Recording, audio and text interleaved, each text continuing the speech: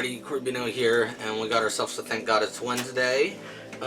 First we're going to talk about is Oblivion Song number 12. Everything's sort of wrapping up in this issue. Ed is doing his stuff, Nathan's doing his stuff. Duncan and Bridget, they're talking about, you know, their relationship, their future and everything, and how everything's gonna be alright. And he goes to an AA meeting, but for like people who survived Oblivion. Nathan brings to Ed's like ex-girlfriend or whatever to his world because she wants to live there instead because her abusive boyfriend in our world. So now he brings her to Oblivion, and she hugs Ed. She's like, "Oh my God, I missed you." And Ed's new girl that's from Oblivion is sort of looking at him like, And we have back in our world, like on regular Earth, Nathan and his girl are now going to jail. She's going to be in jail for I think a year, and he's going to be in jail for 5, maybe more, I don't remember exactly, for their crimes. But the thing that's the craziest is it cuts to this man. He looks a little crazy, maybe homeless or something. He's like, no, please, no, don't do this.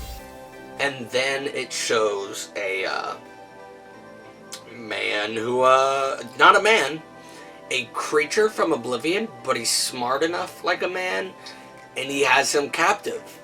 So, are they like evolving, or is this a mutated one, or I don't know, and I don't know what's gonna happen, and it doesn't look good. Yeah.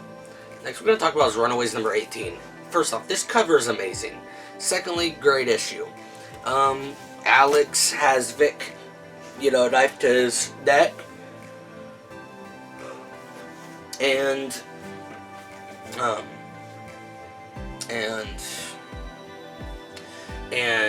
Gib is on our team side, but the Bo and Rim are kicking butt, and Gert pulls out a little remote and is like beep, beep, beep, beep, beep, and types in 3 9s, and it's her time machine, and it comes and hits both of Bo and Rim into the ship, the time machine or whatever, and they blast off to the future. And Gert's like, I sent them all the way as far as I could, and it should be to where there's no humans there anymore. They should just they should starve. And Gibbs like, well, I have to go with them. We're 3, we're Trinity, that's my family. And they're like, sorry. The team is now celebrating that they have saved the day or the world or whatever. And Nico and Carolina are kissing, and Lace licks Chase, but then Gert and Vic look at each other like, we shouldn't do anything. And I'm like, yeah, you shouldn't, you pieces of shit. I'm still mad at them. I'm sorry. I am. And they're talking about if Gib can stay and if Alex can stay. Nico and Chase are definitely not down for Alex to stay. Alex leaves, and then you see a bubble saying, Alex, wait, I'm gonna come with you, and you don't know who it is.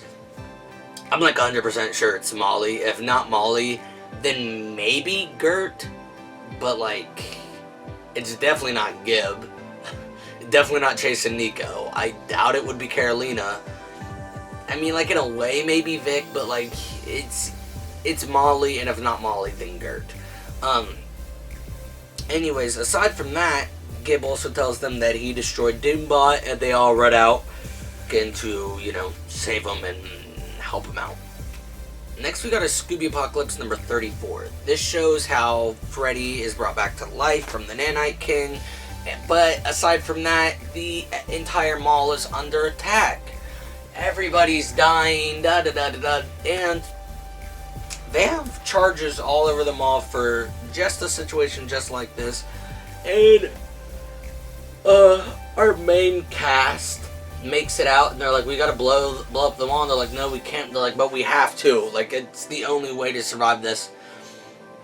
And so that's what they do. They blow up the mall where they've been living for over 6 months, I believe.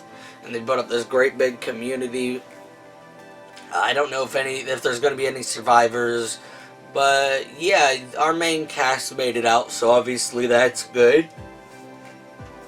But now their home is destroyed. Next we got is The Walking Dead 188. This is a good little issue. Princess had ran away from all the drama going on back at the Commonwealth.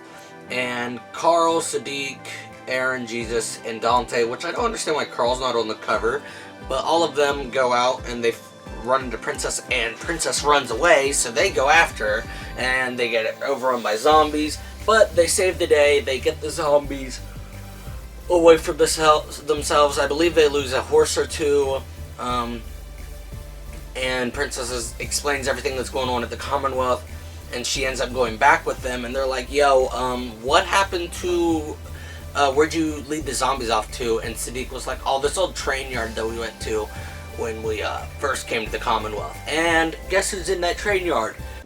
Eugene and his new boo thing. So they might die. We'll see. Now we got, back at the hilltop, we got Maggie hanging out with her friend Brianna, she's that black lady. She's been friends with her for a long-ass time at this point, I feel like. Anyways, and they're watching Herschel run around playing.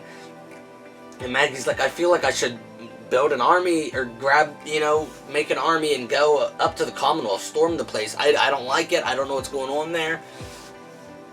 And Brianna's like, I mean, you could if you want. I can take care of things here. You know I can. And Maggie's like, I don't know. And now we got the governor going to Mercer's prison cell and being like, I thought you were my dude. And he was like, no, look how you treated me and all these other people. Da-da-da-da-da. And she's like, well, then this is where you belong. And I'm like, fuck you, governor. And walks off. And Laura, Dwight's girlfriend, I actually remembered it for once, is going around trying to find any friends of Mercer's, and so that they can, revolt. Next we got is Champions number 2. Last issue we got, Mephisto appeared in Miles' room. Now we know why. The team is on a mission, and Viv and Kamala die. And Mephisto appears and says, hey yo, Amadeus, Miles, you want to save your friends? And they're like, yeah. And he said, look, we'll just rewind time to right before they died, and we'll be good. And they think about it for a second. Miles is like, okay, we'll do it. I gotta save them, which honestly, I'm kind of for, but also not. So they gotta save their friends, of course. And, everything goes back to before the thing happened, before they died, and, everything's good now. And Miles and Amadeus are the only ones that are aware of the alternate timeline. And so that's why they're acting so weird. And in the original timeline, when they died, Miles had saved some girl. Some, older lady or something. I don't know, I'd say, 30s maybe. But now in this new timeline, she's dead. I don't know how that's going to play out, but I'm sure it's going to be something. Next we got is TMNT number 91. The Turtles got some new, cool, color-coordinated gear. Karai and her squad are back. And they're here to take over the Foot. And they're going to talk to Splinter about it, about what they should do. Kitsune comes to Karai in a dream, and that can never be anything good, because Kitsune is just garbage. Casey's hanging out with Jenny, and I'm still not for it, but we'll see, I guess. Metalhead is proving his worth to Bishop, which is not good, but, enemy of my enemy is my friend. And it seems like Splinter is going to honorably and willingly hand over the Foot to Karai, so hopefully everything works out there. Probably not, but hopefully. Next we got is Go-Go Power Rangers number 17. Main thing I'm trying to talk about here is, it's big, but it's not big. Zordon was at the birth of Rita. I don't know why or how and all that, but he was there. And we did see Master Vile there, which is her father. Her mother was giving birth, and Zordon brought to Rita the little gem thing that's at the end. That's at the end of her staff. Just kind of fun, knowledge there. Now the Rangers, they're fighting, and they get saved by that weird Alpha thing from the previous issue. And it looks like Alpha, but like maybe more futuristic. I don't know exactly. Who is this? I don't know. And they're like, I guess we found our mystery, helper or whatever they say. And hopefully it's a good guy. I don't know. And at the end of it, Rita breaks open her staff or whatever, and her mother comes out. Maybe a ghost genie type deal, but yeah, her mom comes out. Next we got is Sideways number 13. On the cover it says Interdimensional Final Issue, and at the end of it, it says the end with a question mark. So does that mean Sideways is coming to an end, at least for now? I don't like that at all, but we'll see. Fusionaut and some person in a hooded blackness kind of gives me the illusion that it's one of his moms, but I don't know. They just talk about the whole giving Derek his powers thing. Derek has now met his real mom. She's speaking a lot of Spanish, and the dad's like, we never got around to teaching him that. And he has lots of questions for her.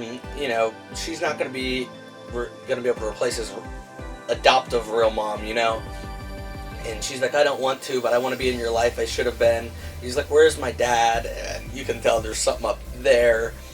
But he goes and works with that detective, and the detective gives him some more info, and he's like, but don't do anything rash, but he does. And he goes and finds that redhead girl who was the mom's assistant, and she explains that she was jealous and shit, and she hit her over the head, maybe a little too hard. You can figure out the rest. And he has her car like on a cliff, and he's like, I'll let you fucking fall, dude. Does he? I'll tell you right now. Okay, it doesn't show, it cuts away, so maybe he let her fall, maybe he didn't. Anyways, issue ends with him looking at that little statue type figurine thing that was his mom's, and he's hanging out with Ernie, and he's like, come on girl, you and me, we're gonna go have a proper date and not be attacked. And God, I love him and Ernie.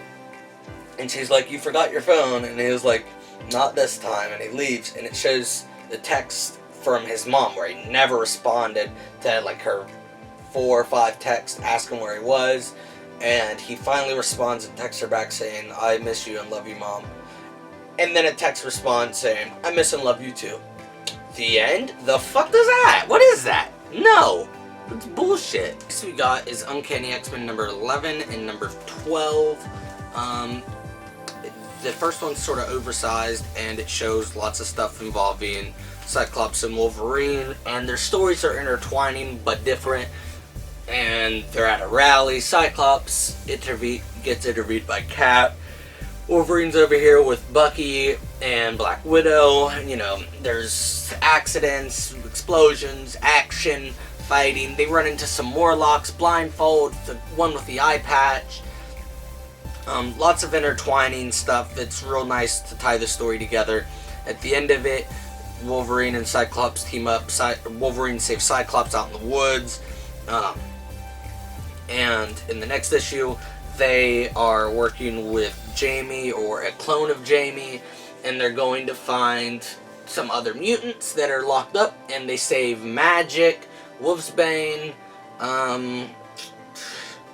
few others, I can't think of who, but just a few other mutants, and they're like, we gotta get you guys out of here. And they're like, wait, Scott, you might want to see this. And it shows Havoc or Alex being like strung up with a bunch of cords and electricity coming from them or whatever. And so I don't know what's going on there, what they've done with Alex. Hopefully nothing too bad. But yeah, they're already getting some mutants back together, which is awesome, and I'm down for it. So yeah, Uncanny X-Men, keep it up, please. Yeah, until next time, stay geeky.